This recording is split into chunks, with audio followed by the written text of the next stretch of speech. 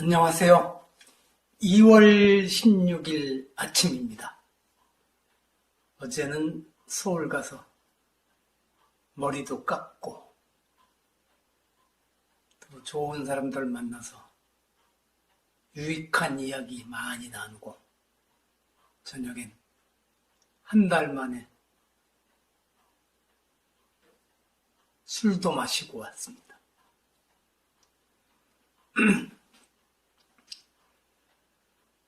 이병두의 근현대 불교사 이야기 120장면, 오늘 63번째 순서로 1976년 6월 고려대장경 영인본을 만들어서 부처님 전에 알리는 고불식을 가졌던 이야기를 하겠습니다. 흔히 우리가 고려대장경, 팔만대장경이라고 부르는 해인사에 보관되어 있는 대장경은 그보다 앞서 대구 부인사에서 판각하여 봉인하다가 몽골군 침입 때 불탄 초조대장경과 구별하여 고려 제조대장경이라 불러야 정확합니다. 그러나 이미 일반인들에게뿐만 아니라 국제학계에서도 트리피타카 코레아나, 고려대장경이죠. 고려대장경으로 통용되고 있습니다. 여기 이제부터는 고려장이라고 하겠습니다.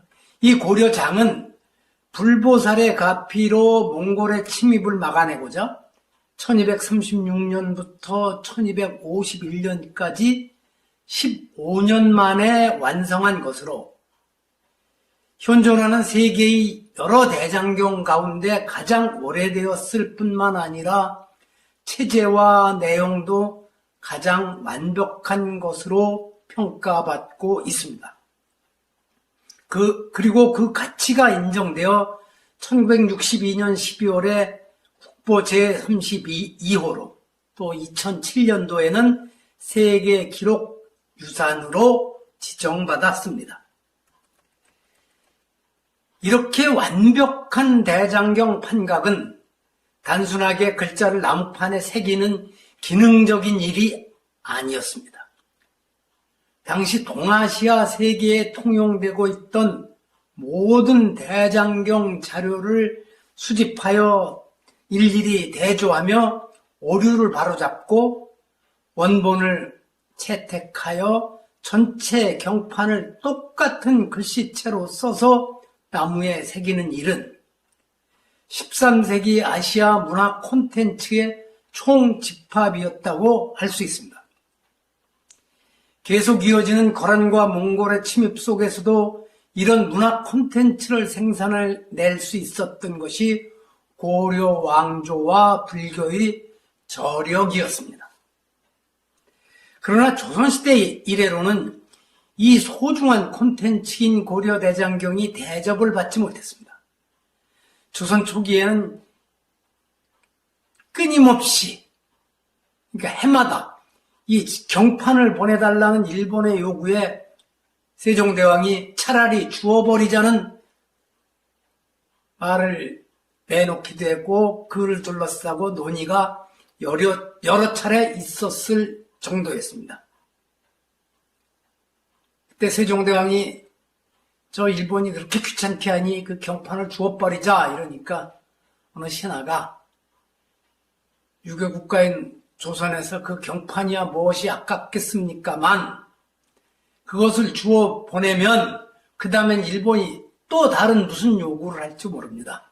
그래서 요즘 말로 하면 외교 전략 전술상 그 경판을 가지고 있으면서 일본에 그때 필요할 적마다 경판을 찍어 보내주는 것이 유리하다. 그런 쪽으로 결말이 났습니다. 참 다행이죠.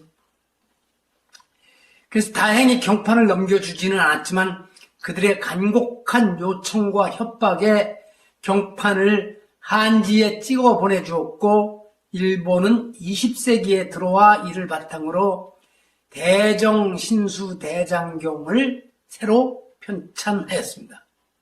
현재는 이 대종신수대장경이 세계 불교학계를 말하자면 이럴지 용어를 어떻게 써야 되는지 정확한지 모르겠습니다만 장악하고 있습니다. 글쎄 지배하고 있다고 해도 될 정도로.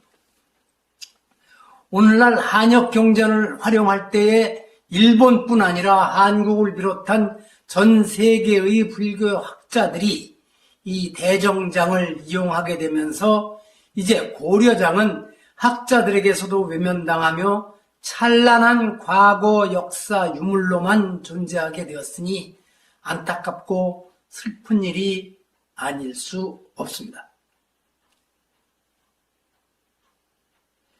민족 해방 이후 혼란 와중에서도 일반 대중들이 부처님 가르침을 가까이 할 수 있도록 경전을 우리말로 옮기는 한글화 원력을 세운 선각자들 덕분에 동국 역경원을 설립하고 힘들게 그 작업을 이어왔지만 이 사업에서도 작업의 편리성 때문에 고려대장경이 아니라 신수대장경을 기본 텍스트로 했다는 점을 놓치면 안 됩니다. 그러니까 한글 대장경의 순서가 일본의 그 신수대장경 순서대로 되어 있습니다. 통합조계종단 출범과 역경원 설립 10수년이 지난 1967년에야 이 고려장경의 영인 완간을 부처님께 아뢰는 고불식을 가졌다는 사실이 전해주는 메시지는 이처럼 무겁고 무서운 것입니다.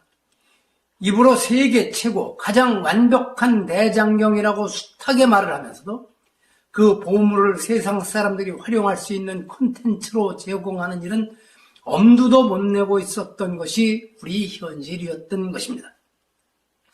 그러나 이 안타까움은 아직도 진행형입니다.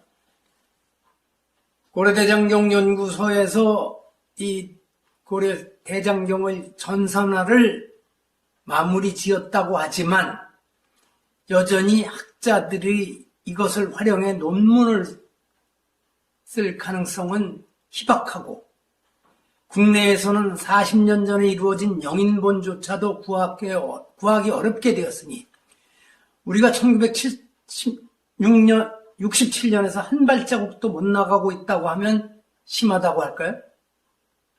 중국의 어느 절에서 이것을 축소 영인하여 고급 장정본으로 공급하고 있다는 소식을 들었습니다. 다행이라고 해야 할까요? 20여 년 전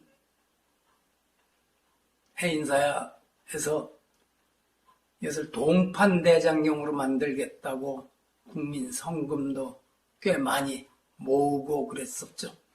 제가 그때 그래서 동판대장경은 그냥 청동 덩어리에 불과하게 될 것이다.